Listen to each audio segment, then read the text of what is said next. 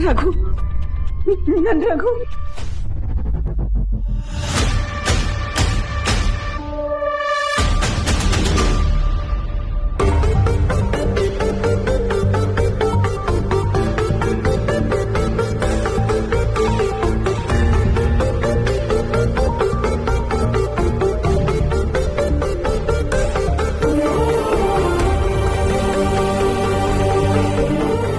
ಅಖಿಲ, ರಘು, ರಘು,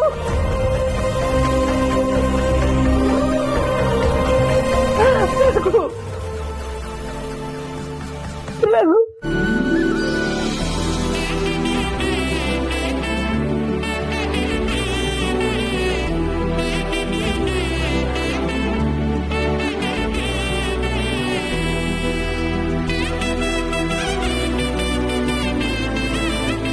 ಹೇಗಿದ್ದೀರ ರಘು? ಹುಷಾರಾಗ್ಬಿಟ್ರಲ್ಲ?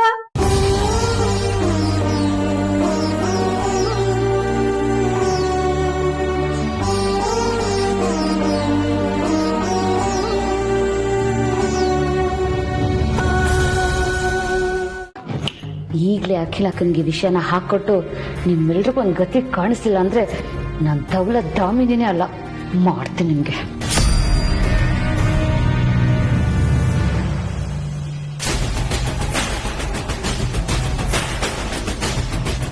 ಡ್ಯಾಡ್, ದಾಮಿನಿ ಚಿಕ್ಕಮ್ಮಂಗೆ ನಿಮ್ಗೆ ಹುಷಾರಿಲ್ಲ ಅಂತ ನಾವು ಮಾಡ್ತಿರೋದು ನಾಟಕ ಅಂತ ಗೊತ್ತಾಗ್ಬಿಟ್ಟಿದೆ.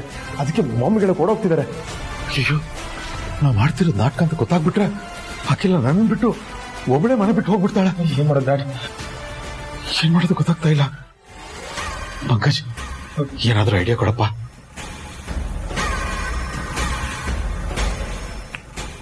Don't worry uncle, miracle.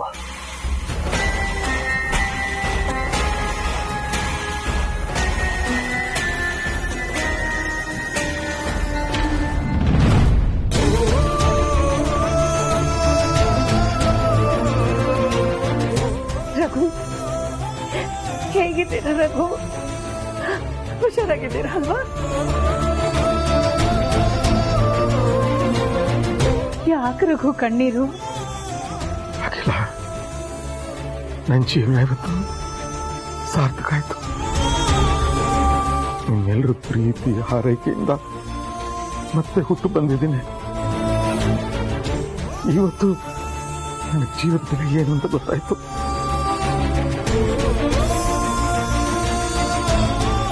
ನಿಮ್ಮನ್ನ ಕಳ್ಕೊಂಡು ನಾನು ಏನು ಬದುಕಿರ್ಲಿ ರಘು.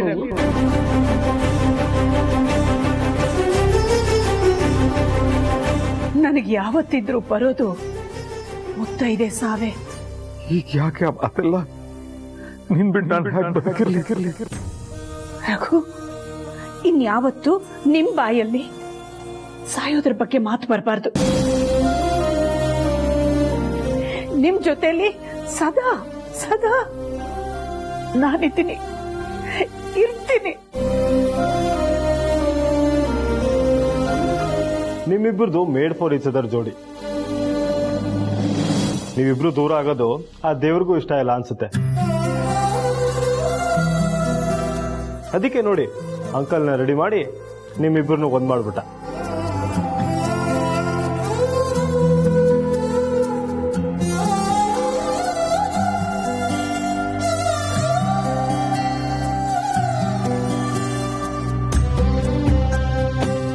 ಅಲ್ಲ ಅಕ್ಕ, ಭಾವ ಹುಷಾರಾದ್ರು ಅಂತ ನಿಮ್ಗೆ ಹೇಗೆ ಗೊತ್ತಾಯ್ತು?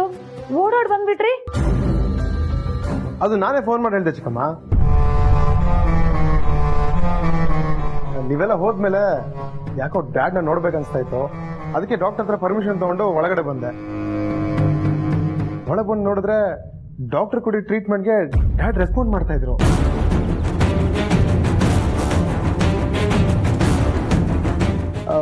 ಹಾಗೆ ಅವರು ಆದಿತ್ಯ,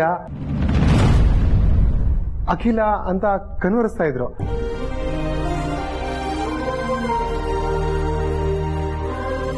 ಇಮಿಡಿಯೇಟ್ ಆಗಿ ಮೊಮ್ಮಗ್ ಫೋನ್ ಮಾಡಿ ಹೇಳಿದೆ. ಅದಕ್ಕೆ ಮೊಮ್ಮ ಗೊತ್ತಾಯ್ತು.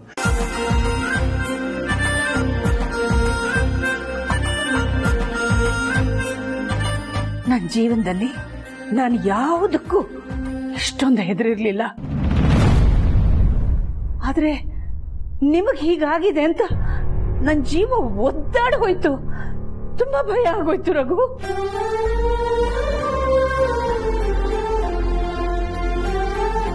ಆದಷ್ಟು ಬೇಗ ನನ್ ಗಂಡ ಹುಷಾರಾಗ್ಲಿ ಅಂತ ನನ್ ಮನಸ್ಸು ಹಬ್ಬಲಿಸ್ತಾ ಇತ್ತು. ಆ ದೇವರ ದಯದಿಂದ, ಈ ಪುಣ್ಯಾತ್ಮ ಡಾಕ್ಟರ್ ಕೈ ಗುಣದಿಂದ ಅಂತೂ ನೀವು ಹುಷಾರಾಗ್ಬಿಟ್ರಿ. ಆಂಟಿ, ನಾನು ನಿಮ್ಗೆ ಇನ್ನೊಂದು ಇಂಪಾರ್ಟೆಂಟ್ ವಿಷಯ ಹೇಳಬೇಕು. ಏನಪ್ಪ? ಅಂಕಲ್ ಈಗ ಪ್ರಾಣಾಪಾಯದಿಂದ ಪಾರಾಗಿರ್ಬೋದು, ಆದ್ರೆ ಅವ್ರ ಮನಸ್ಸಿಗೆ ಒಂದು ಚೂರು ಸ್ಟ್ರೆಸ್ ಆಗಬಾರ್ದು.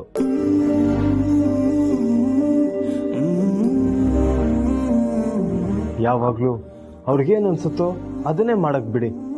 ಅವ್ರು ಹೇಳ್ದಾಗೆ ಕೇಳಿ. ಆಗ ಮಾತ್ರ ಅಂಕಲ್ ಆರೋಗ್ಯವಾಗಿರ್ತಾರೆ. ಅವ್ರ ಪ್ರಾಣಕ್ಕೆ ಏನೂ ಪ್ರಾಬ್ಲಮ್ ಇರೋದಿಲ್ಲ. ಅಕಸ್ಮಾತ್ ಅದನ್ನ ಮೀರಿದ್ರೆ ಪ್ರಾಬ್ಲಮ್ಸ್ ಖಂಡಿತ. ಒಂದ್ ವೇಳೆ ಮತ್ತೆ ಮೂರನೇ ಸಲ ಹಾರ್ಟ್ ಅಟ್ಯಾಕ್ ಆದ್ರೆ ಇಲ್ಲಪ್ಪ, ಇಲ್ಲ, ಹಾಗಾಗದೆ ಇರೋ ತರ ನೋಡ್ಕೋತೀನಿ. ನನಗೆ ನನ್ನ ರಘು ಮಾತ್ರ ಮುಖ್ಯ. ಅವ್ರಿಗಿಂತ ದೊಡ್ಡದು ನನಗೆ ಮತ್ತೆ ಬೇರೆ ಏನೂ ಇಲ್ಲ. ಯಾವ ಕಾರಣಕ್ಕೂ ಅವ್ರ ಇಷ್ಟಕ್ಕೆ ವಿರುದ್ಧವಾಗಿ ನಡ್ಕೊಳ್ಳೋದಿಲ್ಲ. ಅಖಿಲ, ನೀನಾಗ್ಲಿ ಆದಿತ್ಯ ಆಗ್ಲಿ ಈ ಮನೆ ಬಿಟ್ಟು ಹೋಗ್ತೀನಿ ಅಂದ್ರಲ್ಲ, ಅದು ನನ್ನಿಂದ ತಡ್ಕೊಳಕ್ಕಾಗ್ಲಿಲ್ಲ, ತಡ್ಕೊಳ್ಳೋದೂ ಇಲ್ಲ.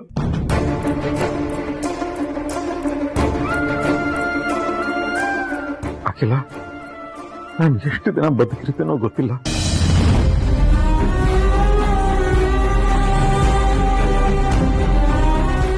ಆದರೆ ಬದುಕಿರೋ ಅಷ್ಟು ದಿನ ನಾವೆಲ್ಲರೂ ಒಟ್ಟಿಗೆ ಸಂತೋಷವಾಗಿರೋಣ, ಅಷ್ಟೇ ನನ್ನ ಆಸೆ. ಯಾವತ್ತು ಈ ಮನೆ ಬಿಟ್ಟು ಹೋಗಲ್ಲ ಅಂತ ನನಗೆ ಭಾಷೆ ಕೊಡು.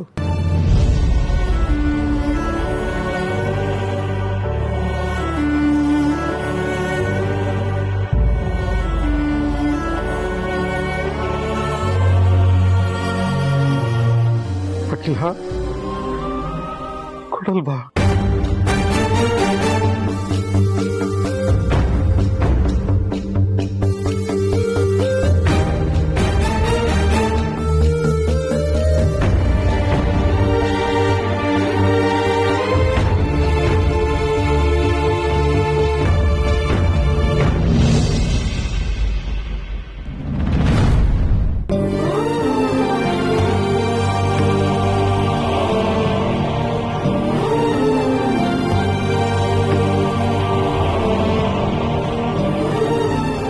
ಆದಿತ್ಯ, ಈ ಮಾತು ನಿನಗೂ ಅನ್ವಯಿಸುತ್ತಪ್ಪ.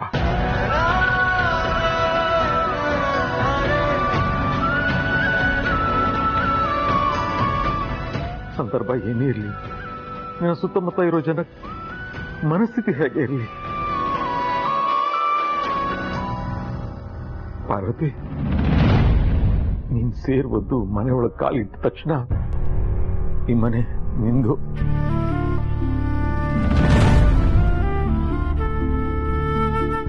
ನೀನು ಈ ಮನೆ ಬಿಟ್ಟು ಹೋಗ್ಬಾರ್ದು.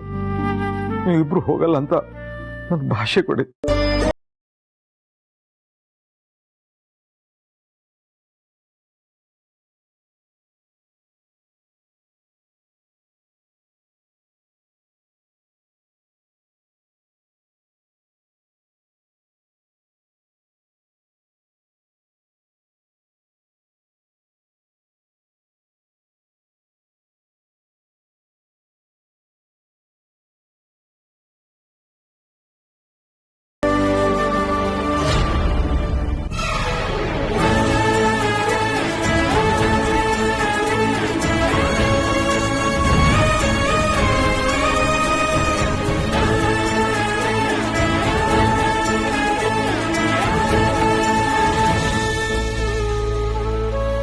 ಯಾವತ್ತು ಮನೆ ಬಿಟ್ಟು ಹೋಗ್ತೀವಿ ಅಂತ ಹೇಳಲ್ಲ ಅಪ್ಪ.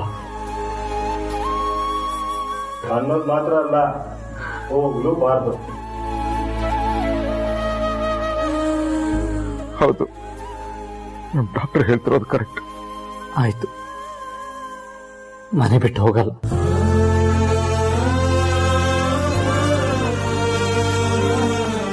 ಪಾರ್ವತಿ ನಿನ್ ಬಾಯಿಂದಾನು ಈ ಮಾತು ಬರ್ಬೇಕಮ್ಮ. ಆಯ್ತು ಅವ್ವ.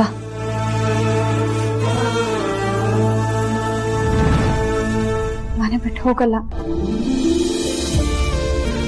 ಅಪ್ಪ ಈಗ ನನ್ ಸಮಾಧಾನ ಆಯ್ತು.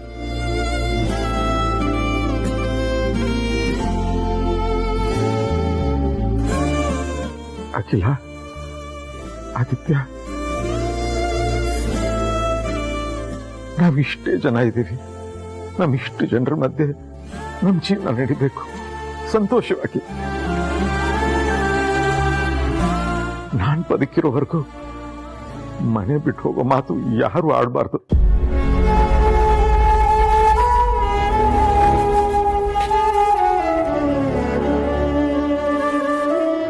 ಅಪ್ಪ, ಅಂದ್ರೂ ಟ್ರಾಜಿಡಿ ಸ್ಟಾರ್ಟ್ ಆಗಿರೋ ಕತೆ ಹ್ಯಾಪಿಯಾಗಿ ಎಂಡ್ ಆಯ್ತು.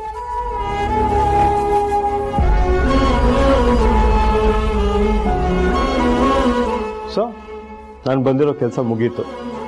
ನೀವೆಲ್ಲ ಪರ್ಮಿಷನ್ ಕೊಟ್ರೆ ನಾನು ಹೊಡ್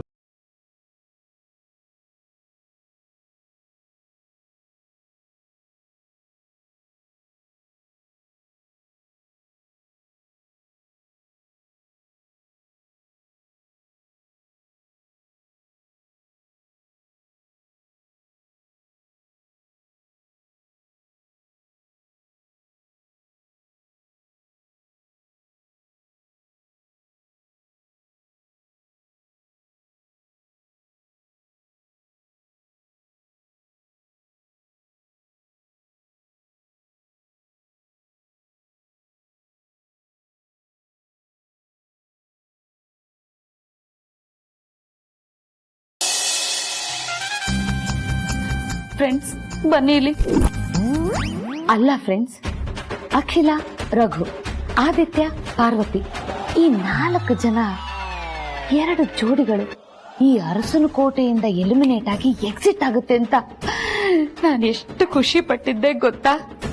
ಆದ್ರೆ ವೈಲ್ಡ್ ಕಾರ್ಡ್ ಎಂಟ್ರಿ ಕೊಟ್ಟು ಇಲ್ಲೇ ಸೆಟ್ಲ್ ಆಗ್ಬಿಟ್ರಲ್ಲ. ಈ ಭಾವ ಎದೆ ನೋವು ಅಂತ ಕೆಳಗಡೆ ಬಿದ್ದು ನನ್ನ ಇಡೀ ಕಥೆಗೆ ತೆರೆ ಎಳೆದ್ಬಿಟ್ರು. ಇಲ್ದೆ ಹೋಗಿದ್ದಿದ್ರೆ ಆ 4 ಜನ ಈ ಮನೆಯಿಂದ ಎಕ್ಸಿಟ್. ಆವಾಗ ನಾನು ಈ ಮನೇಲಿರೋರ್ನೆಲ್ಲ ಒದ್ದು ಓಡಿಸಿ ನಾನೇ ಅರಸನ ಕೋಟೆನ ಗುಡಿಸಿ ಗುಂಡಾಂತರ ಮಾಡ್ಬಿಡ್ತಿದ್ದೆ. Just miss friends. ಈ ಭಾವ, ಡಾಕ್ಟ್ರು, ಪ್ರೀತು ಈ ಮನೆಯಿಂದ ಯಾರು ಹೋಗ್ಬಾರ್ದು ಅಂತ ಚೆನ್ನಾಗಿ ಪ್ಲಾನ್ ಮಾಡ್ತಾ ಇದ್ದಿದ್ದು ಇದೇ ನನ್ ಕಿವಿಯಾರ ಕೇಳಿಸ್ಕೊಂಡಿದ್ದೀನಿ. ಅದನ್ನ ಅಕ್ಕನ್ಗೆ ಹಾಕೊಡ್ಬೇಕು ಅಂತ ಹೋಗೋ ಅಷ್ಟ್ರಲ್ಲಿ ಫೋನ್ ಮಾಡಿ ಕರೆಸ್ಕೊಂಡ್ ಬಿಟ್ರಲ್ಲ. Just miss. ಈಗ ಏನ್ ಮಾಡ್ಲಿ ನಾನು? ಯಾರಿಗೆ ಹೇಳೋಣ ನಮ್ಮ ಪ್ರಾಬ್ಲಮ್ಮು? ಇದು ನಮ್ ಭಟ್ರು ಬರ್ದಿರೋ ಹಾಡಲ್ಲಿ ಒಂದ್ ಲೈನು. ಏನಾದ್ರೂ ಮಾಡ್ಬೇಕಲ್ಲ. ಇರ್ಲಿ, ಮರಳಿ ಯತ್ನವ ಮಾಡು, ಮರಳಿ ಯತ್ನವ ಮಾಡು.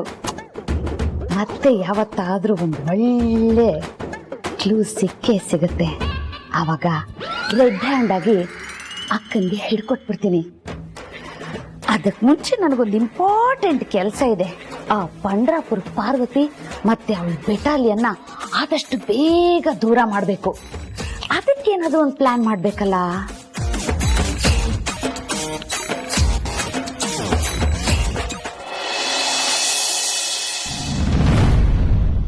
ಅಲ್ಲಿ ನೋಡು,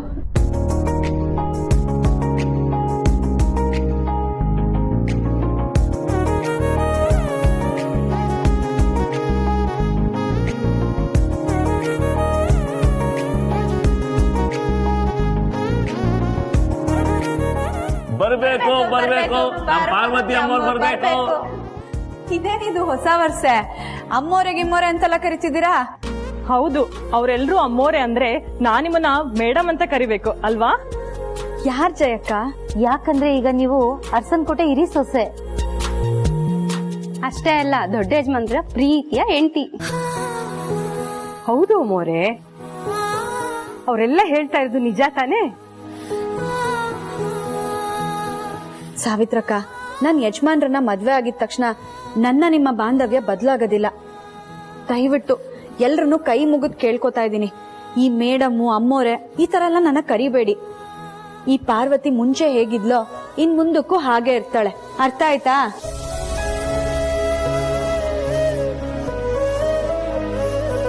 ನೋಡಿ, ನೀವೆಲ್ರೂ ನನ್ನ ಹೆಸರು ಹಿಡಿದು ಕರೆಯೋದಾದ್ರೆ ಕರೀರಿ, ಇಲ್ಲ ಅಂದ್ರೆ ನೀವ್ ಯಾರು ನನ್ನ ಹತ್ರ ಮಾತಾಡ್ಲೇಬೇಡಿ. ಅಯ್ಯೋ, ಅಂತ ದೊಡ್ಡ ಶಿಕ್ಷೆ ಕೊಡಬೇಡಿ. ಕೊಡ್ಬೇಡ ಪಾರ್ವತಿ. ಇದು ಮಾತು ಅಂದ್ರೆ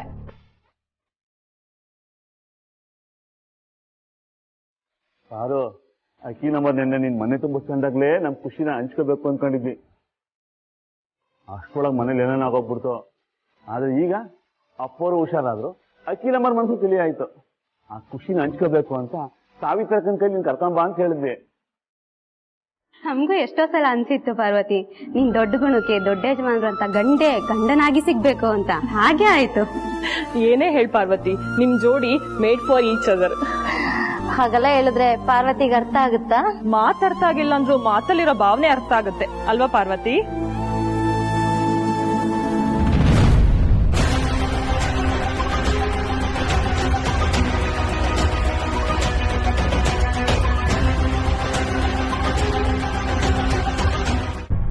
ಬಡವ್ರನ್ನೇ ಮದ್ವೆ ಆಗ್ಬೇಕು ಅಂತ ಏನಿಲ್ಲ ಅನ್ನೋದನ್ನ ನೀವು ದೊಡ್ಡ ಯಜಮಾನ್ರು ಸಾಬೀತುಪಡಿಸ್ಬಿಟ್ರಿ.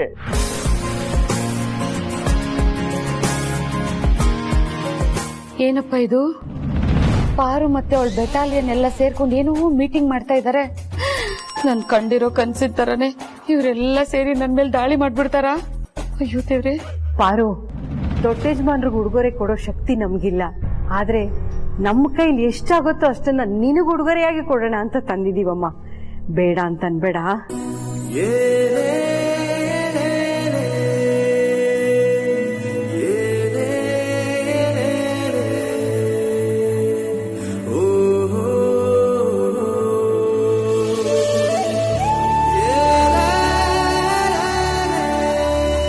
ಈ ಸೀತಾರಾಮನೇ ನೀವಿಬ್ರನ್ನ ಒಂದು ಮಾಡಿದ್ದು.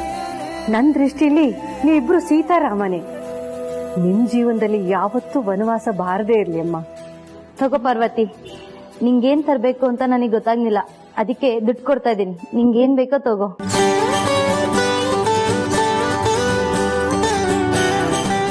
ಭಗವಂತ ನಿನ್ ಮುತ್ತೈದೆತನನ ಸದಾ ಕಾಪಾಡ್ಲಿ.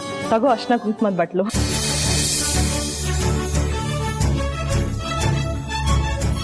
ನಕ್ಷತ್ರ ತರ ಹೊಳಿತಾ ಇರೋ ನಿನ್ನ ಕಣ್ಣಿಗೆ ಯಾವ ದೃಷ್ಟಿನೂ ತಾಕ್ಬಾರ್ದು ಅಂತ ಈ ಕಾಡಿಗೆ ಡಬ್ಬಿ ನಿನ್ಗೆ ಕಾಣಿಕೆಯಾಗಿ ಕೊಡ್ತಾ ಇದ್ದೀನಿ ಪಾರ್ವತಿ.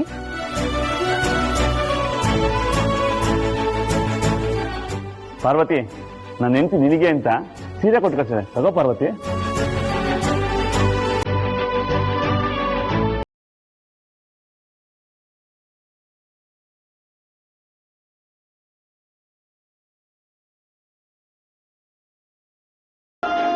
ಇವ್ರಿಗೆ ಇದಕ್ಕೆಲ್ಲ ನಾನು ಅವಕಾಶ ಮಾಡ್ಕೊಡ್ಲೇಬಾರ್ದು. ನಿನ್ ಮೇಲೆ ಒಂದು ಕಂಪ್ಲೇಂಟ್ ಇದೆ ಪಾರ್ವತಿ ನಮ್ಗೆ.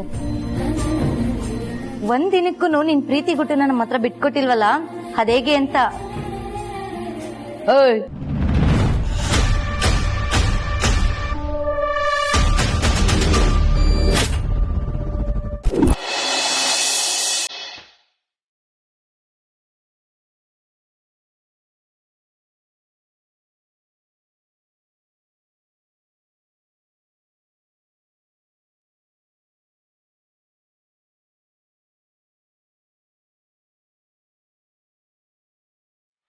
ತುಂಬಾ ಥ್ಯಾಂಕ್ಸ್. ಯಾಕೆ ರಘು? ಮನೆ ಬಿಟ್ಟು ಹೋಗೋ ನಿರ್ಧಾರದಿಂದ ಹಿಂದೆ ಸರಿದಿದ್ದಕ್ಕೆ. ನೀನ್ ಮನೆ ಬಿಟ್ಟು ಹೋಗ್ತೀಯ ಅನ್ನೋ ನಿರ್ಧಾರ ಕೇಳಿ ಎಷ್ಟು ಆಘಾತ. ಹೋಗಲ್ಲ ಅಂತ ಕೇಳಿ ಮನಸ್ಸಿಗೆ ಅಷ್ಟೇ ನೆಮ್ಮದಿ ಆಯ್ತು. ನಿಮ್ಮ ಆರೋಗ್ಯದ ವಿಷಯ ಬಂದಾಗ ನಾನು ಮುಂದಿಟ್ಟ ಹೆಜ್ಜೆನ ಹಿಂದಿಡ್ಲೇಬೇಕಾದ ಅನಿವಾರ್ಯತೆ ಬಂತು. ಮುಂದೆ ಇಟ್ಟ ಹೆಜ್ಜೆನ ಹಿಂದೆ ಇಟ್ಟೆ ಅಂತ ಯಾಕೆ ಹೇಳ್ತೀಯ?